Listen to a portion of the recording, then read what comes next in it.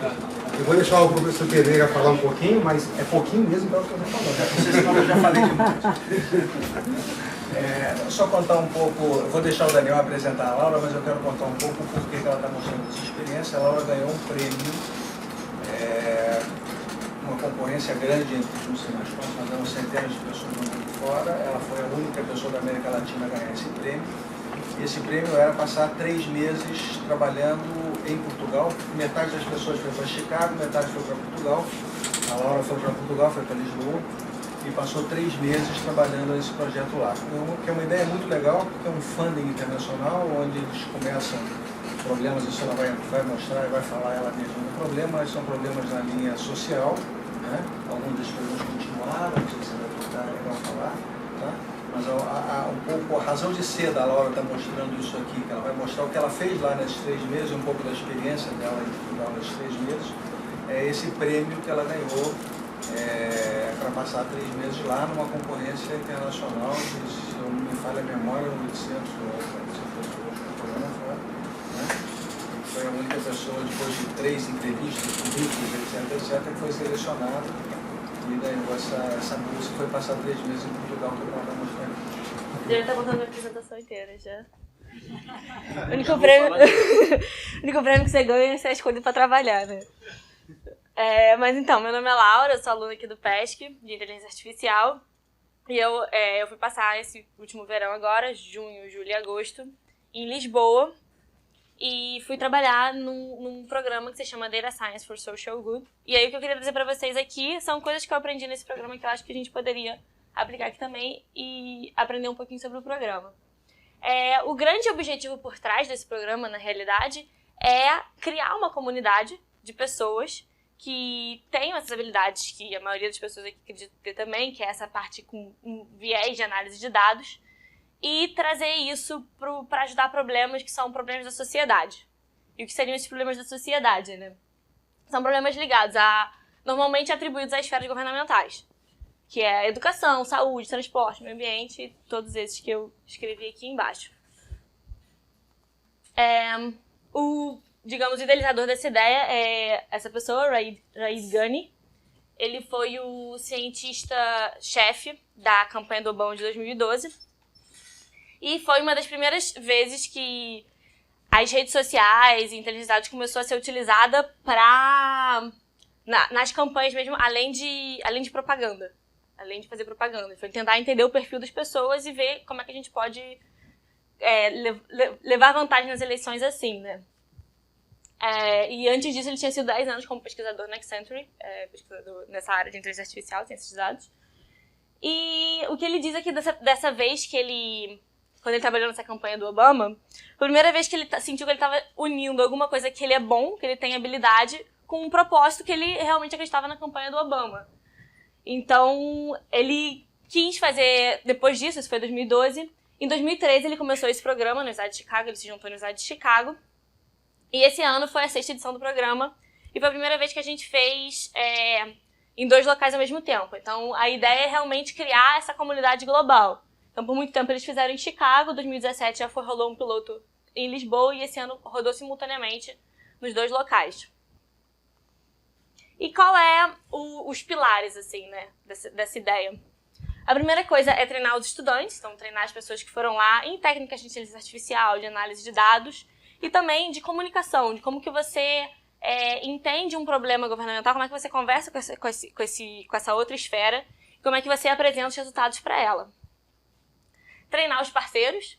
Então, a gente está conversando com áreas que não têm o costume, talvez, de tanta digitalização, tanta computação, tanta análise de dados. E mostrar para esses parceiros que realmente é possível. Eu posso usar essas ferramentas aqui e eu posso tirar conclusões a partir dessas ferramentas. Ainda mais esferas governamentais, que são talvez um pouco mais burocráticas, um pouco mais resistentes à tecnologia. E, por fim, espalhar, fazer igual eu estou fazendo aqui, pegar esses estudantes, pegar esses parceiros e fala para o mundo que a gente consegue fazer isso também. Vamos voltar e vamos espalhar para as suas comunidades. A Data Science for Social Good não é a única instituição que tem por aí fazendo esse tipo de coisa. Essa aqui, a maioria são americanas, essa ideia já se espalhou por bastante eventos, né? Inclusive o NIPS, que é uma grande conferência em inteligência artificial, esse ano ele também está com um workshop para Social Good, aquele AI for Social Good aqui em cima. Então, para as pessoas irem lá e apresentarem aplicações em que inteligência artificial pode ter solução de impacto. Entre os programas, assim, como é que a gente escolhe um problema para resolver, né? Falando um pouco especificamente do programa, eles escolhem, sei lá, cerca de 12 projetos por ano, sendo que eles recebem mais de 100 submissões de projeto. Então, o que faz um projeto social, um bom projeto social? Primeiro tem que ser um problema importante, então tem que ser um problema crônico da sociedade, um problema que acho que a maioria das pessoas vai sentir que é importante também, e que você consiga depois prover informação para essas pessoas tomarem ações. Então isso que seria um problema, não necessariamente uma análise histórica de dados. Se você só seria um problema escolhido se eu vou dar essa informação para você e você vai conseguir tomar alguma ação baseada no dado que eu estou te informando, né? No que eu estou passando para você. Eu tenho que ter dados, então não adianta a gente ter um projeto super legal, mas não tem nenhum tipo de informação sobre o projeto, não tem dado armazenado. Então o dado tem que estar eletronicamente disponível e tem que ser acessível durante toda a elaboração do projeto. Quem já trabalhou com projeto ágeis, desenvolvimento ágil de projeto? E funciona? Ju?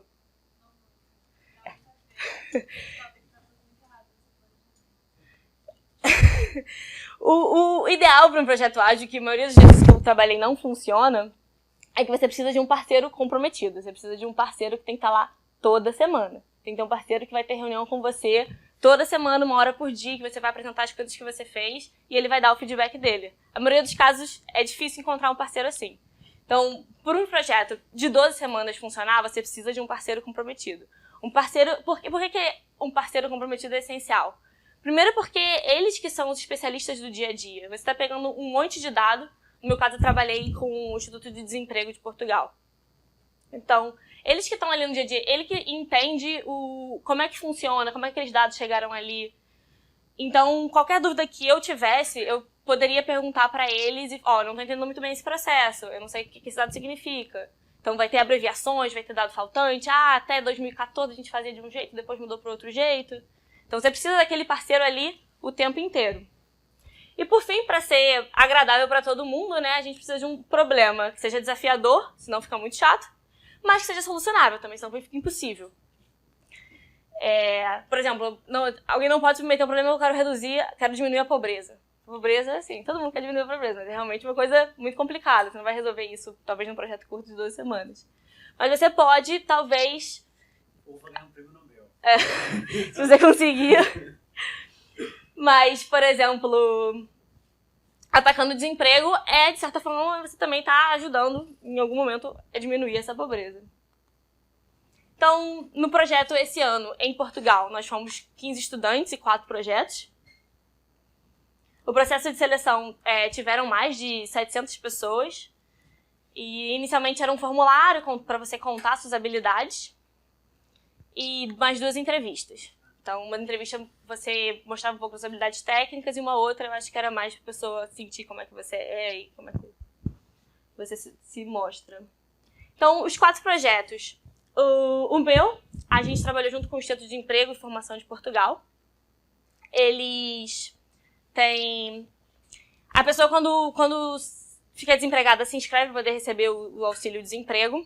E aí eles tentam, eles vão calcular, eles vão fazer um plano para essa pessoa se ela precisa de treinamento, ou para onde é que a gente pode indicar você.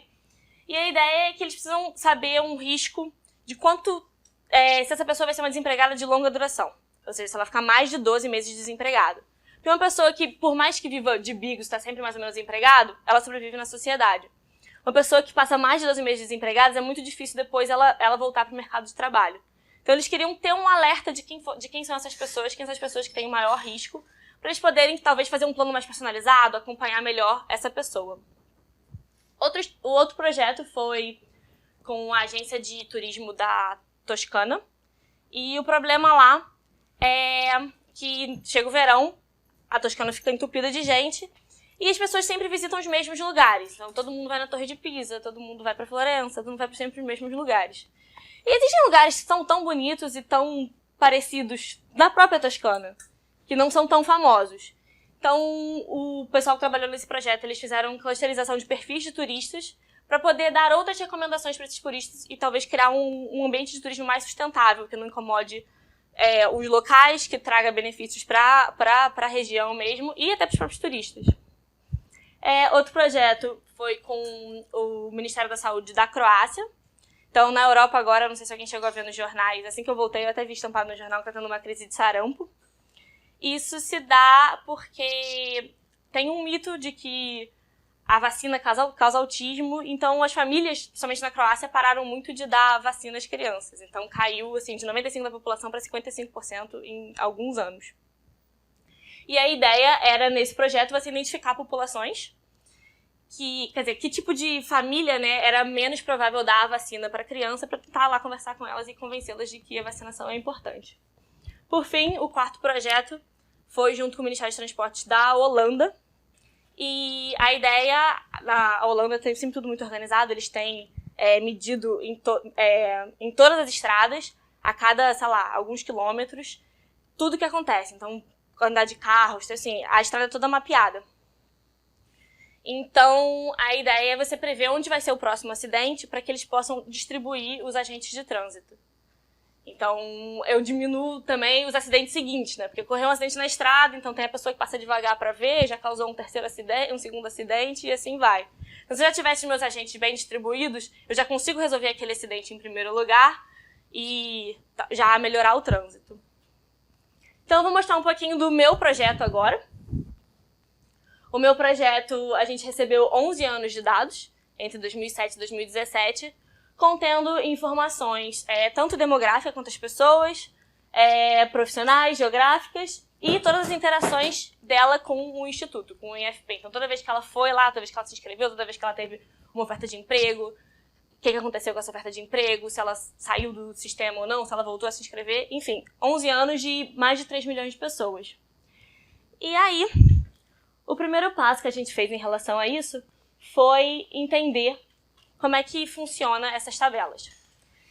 A partir disso, a gente cria o que eles chamam de data story, ou uma história dos dados. Então, eu consigo montar um timeline, eu consigo contar uma história a partir do que eu entendi daquelas informações todas. Eu recebo uma amontoada de CSVs, uma amontoada de tabelas, e aí eu vou entendendo o que cada código significa, o que cada abreviação significa, e aí consigo montar a minha história. Acabou que ficou um pouco pequeno aqui. Essas duas pontas indicam quando a pessoa entrou e quando a pessoa saiu. E aí eu tenho, nesse caso aqui é uma história simples, eu tenho algumas das interações dela com o Instituto. Então, ela foi chamada para uma oferta de emprego, logo depois ela foi, mas não conseguiu a vaga porque ela não tinha as qualificações necessárias. E por fim ela foi desregistrada porque ela faltou ao controle. Tem uns controles intermediários que você tem que ir lá para mostrar que você está procurando emprego e você continuar recebendo o benefício. E eles continuaram te ajudando, né? E ela faltou. E aí eles desregistram a pessoa se ela falta. Então, a importância do Data Story, primeiro você consegue analisar a integridade dos seus dados, né? Você consegue ver se você recebeu tudo, se você está entendendo tudo que você recebeu, e se não está faltando algum tipo de informação. E você consegue também começar a pensar em análises que você poderia fazer. Então, imagino que alguns aqui já tenham até pensado, quanto que será que é a correlação entre a pessoa que não está conseguindo um emprego e ela logo ficar depois desanimada, talvez, e para de registrar, a gente perde o registro sobre ela. O UFP perde não sabe mais se ela está desempregada ou não, né? Perde o vínculo. Ok, uma vez que a gente entendeu bem os dados, a gente fez um brainstorm de atributos, ou seja, quais atributos a gente consegue derivar daqueles dados que a gente tem, e a gente ainda atribuiu vários atributos macroeconômicos que a gente conseguiu pesquisar para ter também uma indicação de como está Portugal em cada uma das épocas, né? Nós temos dados de 2007 e 2017, então como é que a gente consegue colocar a crise aqui também? Como é que a gente consegue assessorar a crise, colocar a crise como umas variáveis? Depois disso, a gente fez a validação cruzada temporal. Quem sabe o que é validação cruzada? Alguém sabe o que é validação cruzada? Quer explicar o que é validação cruzada? Alguém se arrisca? Hugo?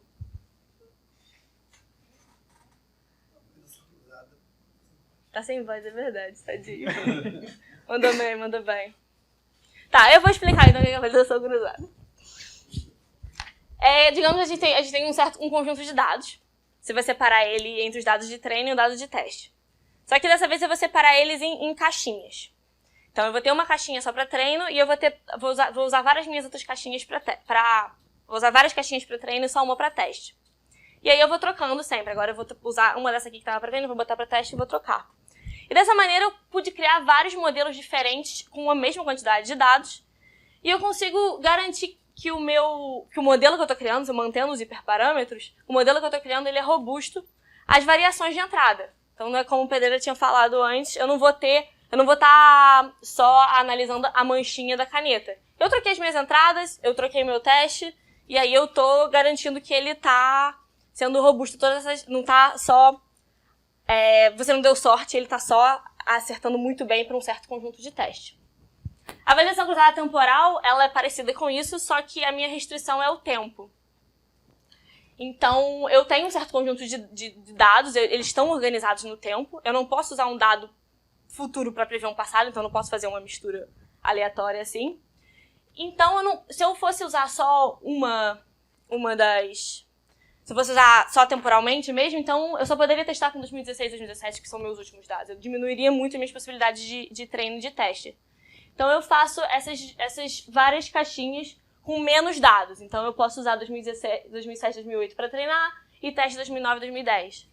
E assim eu vou fazendo as diversas combinações, com 2 anos, com 3 anos. E aí, o que eu estou querendo garantir nesse caso é que o meu modelo seja robusto também à variação temporal, que eu estou conseguindo treinar ele e pegar as diferentes características. Eu não fiquei só com... Eu posso ter dado sorte meu modelo se ajustar muito bem só aos testes de 2016 e 2017. E aí eu não vou saber se ele está generalizando e se ele vai funcionar por bastante tempo depois. A gente fez diversos testes, a gente tentou diversas maneiras e no final a gente ficou com um modelo que dividia Portugal em 3, apesar das 5 regiões de Portugal. Então, Algarve, que é uma região bem turística, teve um modelo próprio, porque ele tem condições bem diferentes. Alentejo é uma região mais produtora de vinho, agropecuária, tem bastante indústria. Também acabou ficando com um modelo próprio. E as outras 3 regiões, que são regiões mais urbanas, mais metrópoles, ficaram num modelo só. Uma parte que é normalmente renegada é como que eu entrego essa informação para os meus usuários. Assim. Eles precisam ter uma visualização. E aí, eu não sei porque ficou com um filtro azul na frente. Mas, e principalmente quando os seus usuários não são da área técnica. Como é que você vai comunicar isso para eles? Eu não posso simplesmente dar um script em Python para ele e falar, roda aí, isso aí é o seu resultado aqui. 28, tá vendo? Não era o que você esperava. Então, e eu acho que isso tem que ser muito bem pensado, assim, em todos os projetos, sabe? Como é que você vai comunicar depois do seu resultado para o seu usuário? Ele precisa entender, você precisa fazer essa comunicação. Se ele não está entendendo o que você está fazendo, assim, o que você está fazendo perde um pouco de valor, porque ninguém vai conseguir utilizar aquilo depois. A gente fez uma interface, isso deveria ser... porque passei para PDF. É um GIF, na realidade, eu tinha esquecido. Mas, enfim, a gente fez uma interface, um dashboard, em que eu poderia, para cada pessoa que entra, eu consigo depois ver qual é o risco que eu atribuí a essa pessoa. Aqui embaixo tem um histórico de como que esse risco evoluiu ao longo do tempo. Tem o histórico de como esse risco evoluiu ao longo do tempo. E eu consigo também, para cada pessoa, identificar quais as características dela que fazem ela aumentar o risco e quais as características dela que fazem ela diminuir o risco. Então a gente usou uma técnica bem interessante que eu não sabia, que se chama Sharp Values. E a gente usou como modelo XGBoost, de árvores. Então, XGBoost chega a ser um modelo caixa preta, você não consegue interpretar os atributos, você não consegue interpretar os valores diretamente, mas aí inventaram essa outra coisa, Sharp Values, que é como se fosse a caixa preta da caixa preta. Então você consegue interpretar os resultados e, a partir dos resultados, inferir quais são os features, os atributos que você está colocando que influenciam mais ou menos. Como visualização, essa aqui é a nível de cada registrante, né? E a nível de gerência, você também tem que pensar nos seus diversos usuários. Quem é que vai usar aquele modelo que você criou? Então, a nível de gerência, eles conseguem escolher qual é a região e ver como é que está distribuído os perfis. Quantas pessoas eu tenho que tem um alto risco, um médio risco e um baixo risco em cada região. Não, tá certinho aqui. Então, é isso que eu vim apresentar para vocês. Esse foi o meu projeto lá. Eu acho que tem muitas das ideias de como criar um projeto social, como trabalhar com projetos como um todo, e como criar um projeto, principalmente para uma área que não é uma área técnica, que as pessoas não estão acostumadas a utilizar, talvez, tantas tecnologias. E a ideia é mostrar para eles que, assim, com análise de dados, a gente consegue ajudar vocês a, talvez, identificar a população que você quer ajudar mais, e com isso até você tem insumos para levar para um governo e mudar as políticas públicas. Então isso foi uma das coisas que eu acho que ficou marcada em mim lá e que eu gostaria de passar para vocês aqui. Obrigada.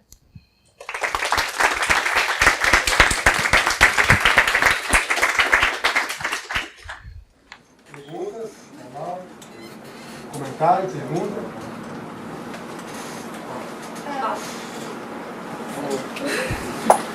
Infraestrutura, você usou alguma coisa de nuvem para fazer? A integração com sistemas de software você fez também?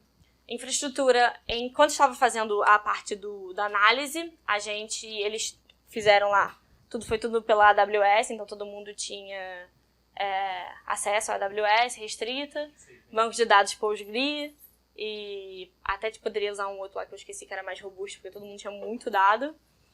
E aí, então, o que vai ser feito depois, assim, o que a gente faz aqui é um protótipo, porque foram 12 semanas. Então, por enquanto, esse dashboard ficou entre a gente mostrou para eles. O meu projeto em particular vai continuar por 18 meses, e aí porque a parte de implantação num negócio que já existe, isso tudo é um projeto por si só, né? Tipo, como é que você atualiza o que ele já tem. Então, eles têm um sistema atualmente que não faz nada disso, que é a informação das pessoas.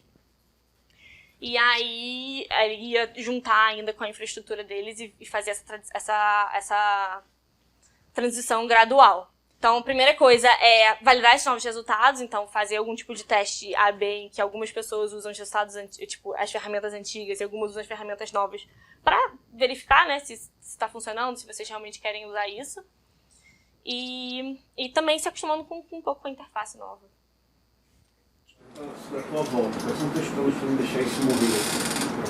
Essa é uma pergunta muito boa. Eu tô tendo que cativar mais algumas pessoas. Eu adoraria implantar alguma coisa desse tipo aqui, mas tem diversas dificuldades. A primeira delas sendo funding, né? Dinheiro, sempre. E aí não sei, eu tô... Assim, só como, por exemplo, uma coisa que me ocorreu, eu sou sobre Enact por aqui, porque a gente tem Enact lá no Cefet, e assim, eles não estão acostumados a trabalhar com dados, mas eles resolvem em programas sociais em projetos muito curtos. De repente, você tem que vender a ideia de uma boa análise de dados lá. O meu doutorado, infelizmente, não é isso, né? Então eu ainda preciso terminar meu doutorado. Mas daqui a 1 ano e meio eu posso me dedicar a coisas mais assim. Você tinha uma pergunta também? Eu faço parte do Enact. Te combinaram? Não conta pra ela, não. Eu faço parte. Eu não sou da área de não faço engenharia, mas eu me interessa muito. E eu queria saber, assim, se você acha que é possível aplicar em comunidade, porque comunidade é um campo que tem muita possibilidade. Mas isso é como você falou, a questão dos dados, eu acho que um dos outros maiores, talvez, desafios aqui no Brasil é que eu não sei ainda como que tá a situação de armazenamento de dados. Então, assim, se você tem dados, se os lugares têm dados armazenados por um período de tempo, essa parte é possível aplicar. Se não, a gente pode começar com a parte anterior a essa, vamos começar a armazenar os dados. Então, assim, a gente pode conversar e ver. E, assim, se eu quero trabalhar nesse projeto e eu ainda não tenho os dados dele, a gente tem que começar a pegar os dados. Então, eu diria que se não está nessa fase ainda, pode estar na fase anterior e não tem problema nenhum. É possível fazer para daqui a 2, 3 anos a gente estar nessa fase aqui. isso pode melhorar muito o processo, otimizar bastante. Laura, você teve algum problema visível assim dentro do IFP? Eles relataram, tipo, a gente tem problema em captura de dados, mais que captura de dados mesmo, não precisa de processamento. Eles falaram, a gente tem problema de captura de dados porque tal servidor que vai lá buscar o dado faz errado, preenche errado. E daí A gente teve problema nos dados, assim, então tem muitos, assim, número de dependentes que a pessoa tem, 99. Então, acho que talvez seja um nulo, que aí mudou de sistema e tal, não sei o que e tal. Mas atualmente eles têm uma coisa bem consolidada digital, assim, que já tá lá. Esse projeto, na verdade, é nacional e o próprio programa já tinha feito um projeto só com um município, o município de Cascais, no ano anterior. Então tudo começa assim, pequeno. Então vamos fazer um protótipo aqui só nessa cidade e ver se funciona. Então acredito que antes disso, eles de alguma maneira já se estruturaram para fazer essa captura dos dados. Esse sistema deles já existe desde antes de 2007. Existe há muito, tem mais de 20 anos o sistema de informação deles. E aí a gente pegou os dados desde 2007, mas já existe há mais de 20 anos. Então, assim, eu não tive problemas. Assim, eles exportaram os dados pra gente, a gente usou. A gente não mexeu no banco de dados de produção deles nem nada. Ok, vamos agradecer a aula mais uma vez.